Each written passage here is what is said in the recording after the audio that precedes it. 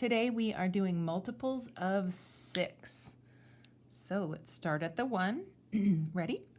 1, 2, 3, 4, 5, 6. That's the first multiple of 6.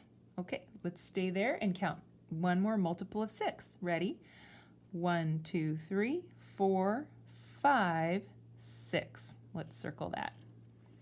Okay, I'm going to stay here and you count another multiple of 6. Go. All right, let's see where you landed. 1, 2, 3, 4, 5, 6. Did you circle 18? Nice. Okay, I'm going to stay here, and I want you to count out another multiple of 6. Go. All right, let's see what you got. 1, 2, 3, 4, 5, 6. Did you land on 24?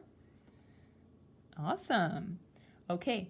You are going to continue on until you get to the end and then go back and see what you've got. So far we have 6, 12, 18, 24.